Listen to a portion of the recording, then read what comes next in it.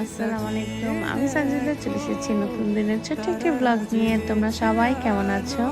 আমি আলহামদুলিল্লাহ তোমাদের সবার দোয়ায় বেশ ভালো আছি। তো এটা বেশ অনেক দিন আগের একটা ব্লগ। আমার টুকিটাকি কিছু শপিং করার ছিল, সাথে আমার ছোট বোনেরও।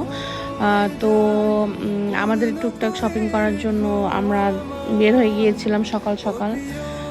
তো আমরা মার্কেট খুলতে না খুলতে 10:30 মেবি, মোস্ট প্রবাবলি 10টা 10:30টার ভিতরে আমরা পৌঁছে গিয়েছিলাম মার্কেটে। তো সকাল সকাল বের হয়ে গেছি। তো আমার মাথাটা প্রচণ্ড ব্যথা করতেছিল, যেহেতু আমি সকালে চা খেয়েও বের হইতে পারি নাই। মানে মেজাজটা তো গরম ছিল, কিন্তু তারপরও কী করব, যেহেতু আমাদের এটা নিডেড, শপিংটা করতেই হবে, তো সেজন্য চলে গেছি।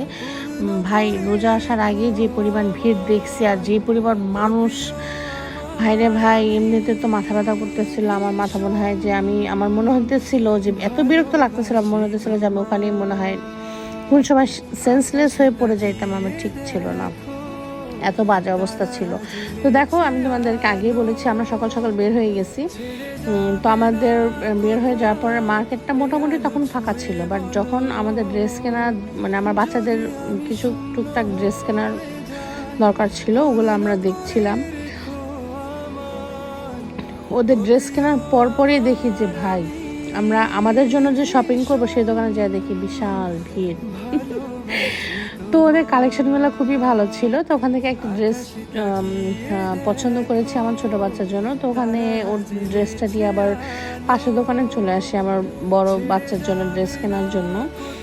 তো আগে থেকে টুকটাক শপিং করলে হয় কি, পরবর্তীতে রোজার টাইমে অতটা ভিড় থাকে না। সেই জন্য আর কি সবাই আর কি এখন মনে হচ্ছে যে রোজার আগেই সবাই প্রায় most of the people shopping করে ফেলছে 80%। তো সেই লিস্টে আমরাও আছি আর কি।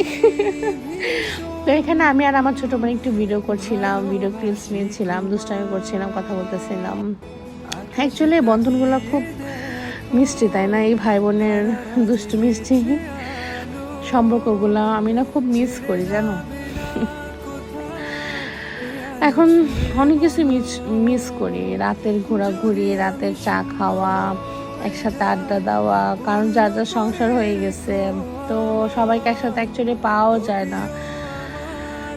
জীবনটা এরকমই যে যাদের সাথে জীবনের 20-25 বছর একসাথে থাকি, বড় হই, তো পরবর্তীতে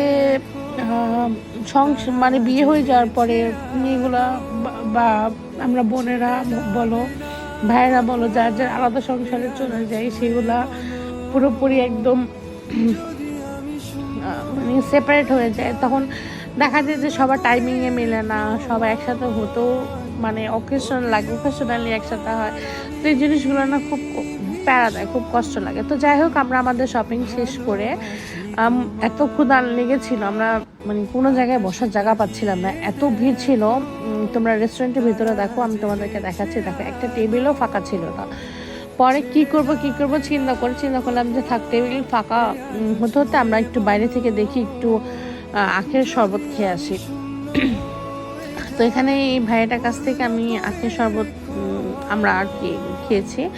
তো আখের শরবতটা খেয়ে ভাই মানে মনে হচ্ছিল যে না, পরানটা মনে হয় জুড়াই গেছে। হ্যাঁ, তো আমরা এখানে আখের শরবত খাচ্ছিলাম। দেখো, প্রায় বিকেল হয়ে গেছে, তখন কয়টা বেজেছিল, মানে আসরের আজানের পরে, মানে আমাদের শপিং করতে করতে এত টাইম লেগে গেছে। তারপর আমরা এখানে চলে আসছি খাবার খেতে। ওদের খাবারটা মোটামুটি ভালোই ছিল। এটা রান্নাঘর রেস্টুরেন্ট নামটা। তো আমরা নিয়েছিলাম খিচুড়ি প্লেটার। এটা মোস্ট প্রবাবলি 250 কি 255 করেছিল।